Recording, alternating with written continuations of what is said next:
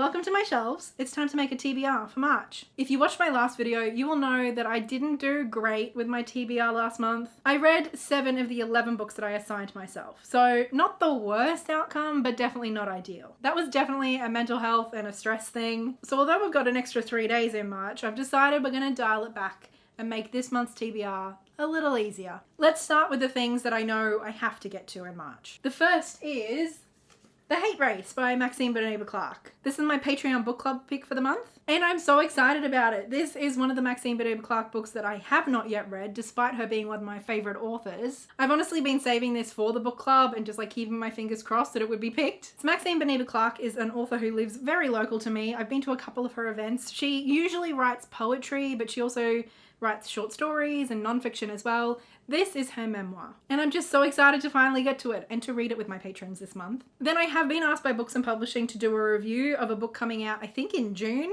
It's called Out of This World. It looks like it might be a middle grade sci-fi, which I feel like we don't have enough of, so I'm really excited about it. I don't even know if there's been a cover reveal for it yet, but I just received the PDF yesterday, so I'm going to send it to my Kindle, and I'm going to read it and get my review in by mid-March. Speaking of ARCs, this is one that I just got through NetGalley, so like it's not as essential that I read it, but like, you know, I really should. And it's The Mimicking of Known Successes. This is another sci-fi, I think, and it is one that I've been looking forward to. This is one of my anticipated reads that I noted down at the beginning of the year that I was looking forward to. I'm lucky enough to have received an ARC, and I don't think it's too long, and I've heard pretty good things about it. So I feel like it's another one we need to add to the list. There are a couple of other books that I've noted down on my list of anticipated reads that I think normally I would add to my TBR. I think especially Saving Time by Jenny Odell. She wrote How to Do Nothing, which was a book that like I didn't agree with everything, but I really loved it, and it's a book that I've like continued to think about years after finishing it. So I'm really looking forward to her follow-up. The other one that I've been looking forward to is The Moth Keeper by Kay O'Neill, who's the author of, I don't know if you can see it up there,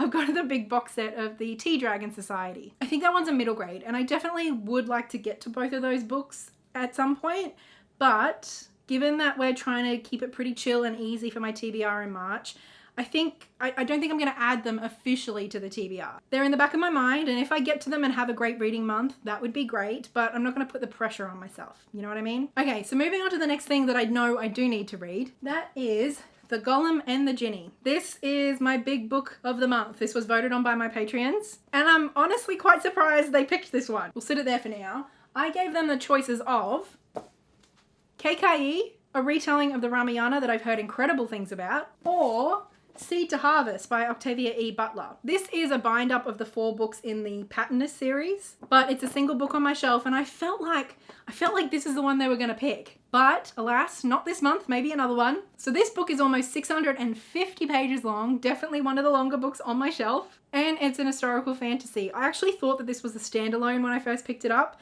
but I think it's not. I think it's the beginning of a series, maybe just a duology, fingers crossed. Honestly, if I had realized that, I probably wouldn't have put this on the list because I'm trying to finish a few more series before I start new ones. Obviously, the Patronus would have been a little bit different because I would have started and finished it in the same month. But anyway, you know what I mean. And it doesn't matter because what the patrons pick, I read. So this one's going on the list, and you can expect a reading vlog of me reading this later in the month. Okay, so that's 4 books so far. I think the other thing I'm going to add to my list is to read at least 1 volume of Natsume. I'm up to volume 14. I feel like I'm making really good progress on this series, and I want to continue that. And obviously, they're only 200 pages. It's manga. They take me about an hour to read. And I'm pretty sure I would read a volume or 2 of this anyway, and so having it on the list and being something that I can check off nice and easy, like, I mean, it's going to give me a good boost, you know? And then one thing that I'm trying to do every month is to listen to at least 1 audiobook that I received through Libra FM's ALC program. Now I'm filming this at the end of February, so the list of ALCs for March has not been released yet, but I'm going to do what I did last month because I think this video is going to come out early in March and the list should be released by then. I'm going to shortlist a handful of books from that list that I'm interested in reading, and then I'm just going to like mood read one of them depending on how my month's going. So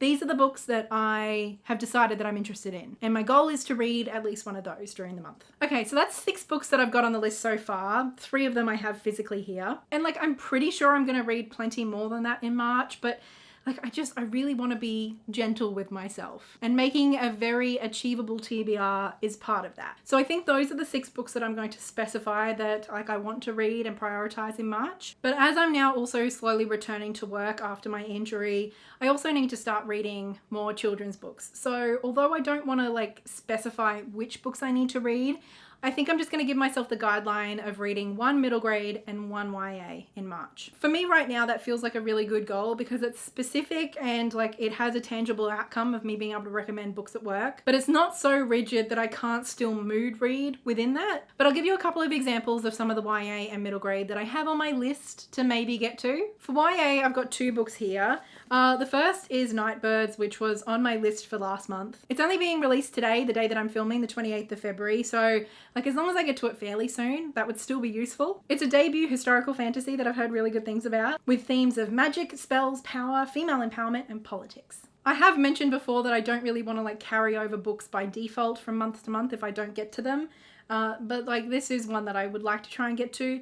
If I don't get to it in March, I don't think it's one I'm going to get to at all. The other YA that I've been really excited for, and actually I pre-ordered this, it's Song of Silver, Flame Like Night. And I have a colleague at work who read this book early for review and she loved it and immediately thought of me and recommended it to me personally. And it was released a couple of weeks ago, so if I can get to it pretty soon, again, that would be great. Then for middle grade, to be perfectly honest, I have a whole shelf out there full of middle grade I need to get to, but I do have 4 proofs of recent or soon to be released books. I don't know that I'm going to read all of these all the way through, but I definitely like to read 1 or 2 of them. Again, Hotel Witch, this was one that was on my list for last month that I didn't get to. And I also think this one's being released today. So I'm not too late to the party, not yet anyway. Then we've got Running with Ivan. I think this is historical fiction with like a time slip. So like a kid from today goes back to, was it 1930s Prague? Yeah, so it's the beginning of World War II. Not necessarily something I would normally pick up for myself, but another one I have heard good things about. Then this one is already out, but it looks quite sweet. So when I saw we had a proof, I wanted to bring it home, at least to have a little bit of a flick through. It's Queenie in 7 Moves. This one's pretty short. It's for ages 10 plus, and it apparently sensitively addresses loss and belonging while celebrating community, music, and the power of friendship. Queenie's search for a permanent home is a touching and timely story about navigating friendships, believing in yourself, and accepting change wherever it may find you. I think this could be one that I would really like. And then another time slip book. I feel like there's been quite a few time slip middle grades coming out lately. This is The Letterbox Tree by Rebecca Lim and Kate Gordon. Both of them are very well known, very well acclaimed Australian authors. So it's kind of cool to see them do like a bit of a joint project here. A dramatic, moving, and hopeful time slip novel from 2 of Australia's most acclaimed writers for young people. This stunning novel is a sensitively and ultimately hopeful story about our growing climate crisis, which also explores themes of bullying, family, friendship, disconnection, and connection. So like I said, I'm not sure which middle grade book I'm going to read, and hopefully I will get to more, but if I can get to one, especially one of these new release proofs that I've got, that would be great. I'll give myself a pat on the back for that. But I think that's going to be it. A nice, calm, gentle, compassionate TBR for the month of March, which will hopefully allow me to get back into the swing of things. Thank you as always to my wonderful patrons over on Patreon, and especially big thank you to Livia, Lynette Brown, and Marie. And thank you for watching all the way to the end of the video. I'd love to hear what you're reading in March, and I'll talk to you in the comments and in the next video. Until then, happy reading. Bye.